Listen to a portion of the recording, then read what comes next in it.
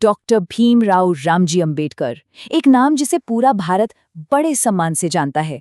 पर क्या हम उन्हें सच में पूरी तरह से जानते हैं? चलिए आज उनके इस विशाल जीवन और उनकी विरासत को थोड़ा और करीब से समझने की कोशिश करते हैं। अक्सर जब हम उनका नाम सुनते हैं तो सबसे पहले दिमाग में यही आता है कि वो भारतीय संविधान के जनक थे। बिल्कुल सही, लेकिन ये तो उनकी पहचान का बस एक हिस्सा था। वो इससे कहीं ज्यादा थे। एक दूरदर्शी अर्थशास्त्री, एक क्रांतिकारी समाज सुधारक और करोड़ों लोगों के लिए न्याय के एक निडर योद्धा। तो उनके इस सफर को हम 5 हिस्सों में बांटकर देखेंगे।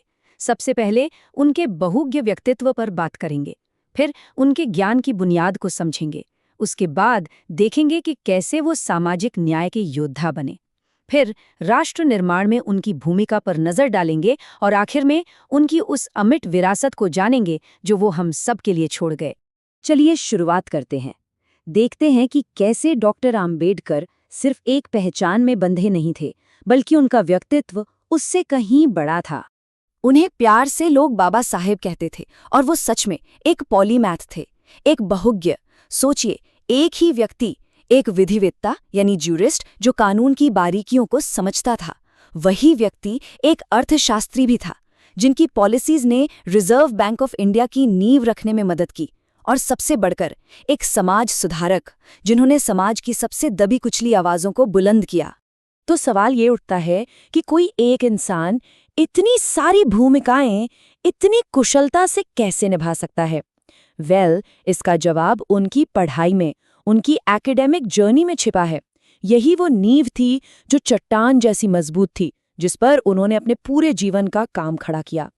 उनकी ज्ञान की भूख ऐसी थी कि वो उन्हें दुनिया के सबसे बेहतरीन, सबसे बड़े संस्थानों तक ले गई। सोच के देखिए, अमेरिका की कोलंबिया यूनिवर्सिटी से इकोनॉमिक्स में डॉक्टरेट हासिल की, और वो वहां रुके नहीं, उसके बाद लंदन स्कूल ऑफ इकोनॉमिक्स से एक और डॉक्टरेट की डिग्री ली। ये जो असाधारण एकेडमिक फाउंडेशन थी ना, यही उनकी असली ताकत बनी। पढ़ाई पूरी हुई, डिग्रीज मिल गईं, लेकिन उन्होंने अपने ज्ञान को सिर्फ किताबों तक नहीं रखा, वो उसे जमीन पर उतार कर लाए। पहले एक प्रोफेसर के तौर पर स्टूडेंट्स को पढ़ाया, फिर एक वकील बनकर कोर्ट में उन लोगों के लिए लड़े जिनकी आवाज सुनने वाला कोई नहीं था। और बस यहीं से उनके सामाजिक और राजनीतिक जीवन का एक नया अध्याय शुरू हुआ। और उनका ये ज्ञान यही उनका सबसे बड़ा हथियार बना, एक ऐसा हथियार जिसने उनके जीवन के सबसे बड़े मिशन को ताकत दी। और वो मिशन था सामाजिक न्याय, हर इंसान के लिए समानता की लड़ाई। उनका संघर्ष देखिए किसी एक ग्रुप तक सीमित नहीं था। एक तरफ उन्होंने अछूत माने जाने वाले दलितों के खिलाफ हो रहे सामाजिक भेदभाव के विरुद्ध एक ऐतिहासिक अभियान छेड़ा, लेकिन वो सिर्फ यही नहीं रुके। साथ ही साथ उन्होंने फैक्ट्रीज में काम करने वाले श्रमिकों के लिए आवाज उठाई, खेत में पसीना बहाने वाले किसानों के लिए, और उन महिलाओं के लिए जिन्हें समाज में बराबरी का हक नहीं मिल रहा था। उन सबके अधिकारों की उन्होंने जोरदार वकालत की। न्याय के लिए उनकी ये लड़ाई आगे चलकर उनकी सबसे बड़ी, सबसे निर्णायक भूमिका में तब्दील हो गई, और वो भूमिका थी एक नए आजाद भारत के भविष्य को आकार देने की। जब भारत आजाद हुआ ना, तो देश की नींव रखने के लिए सबसे काबिल लोगों की जरूरत थी। इसीलिए उन्हें आजाद भारत का पहला first law and justice minister बनाया गया। सोच सकते हैं कितनी बड़ी जिम्मेदारी थी ये। अब उनके कंधों पर करोड़ों लोगों के लिए न्याय की एक मजबूत व्यवस्था बनाने का भार था। और इसी रोल में, इसी भूमिका में हम उनका सबसे बड़ा योगदान देखते हैं। इसीलिए बिल्कुल सही कहा जाता है कि वो भारत गणराज्य के निर्माताओं में से एक थे। उनका काम सिर्फ कानून लिख देना नहीं था, उनका काम था एक ऐसे देश की नींव रखना जो आज़ादी, बराबरी और भाईचारे के सिद्धांतों पर चल सके। कहते हैं ना, इंसान चला जाता है लेकिन उसके विचार, उसका काम हमेशा जिंदा रहता है। तो चलिए अब देखते हैं कि डॉक्टर अंबेडकर अपने पीछे वो कौन सी अमिट विरासत छोड़ गए जो आज भी हमें रास्ता दिखाती है। अपनी पूरी जिंदगी जाति व्यवस्था के खिलाफ लड़ने के बाद साल 1956 में उन्होंने एक बड़ा कदम उठाया। अपने लाखों अनुयायियों के साथ उन्होंने बौद्ध धर्म अपना लिया।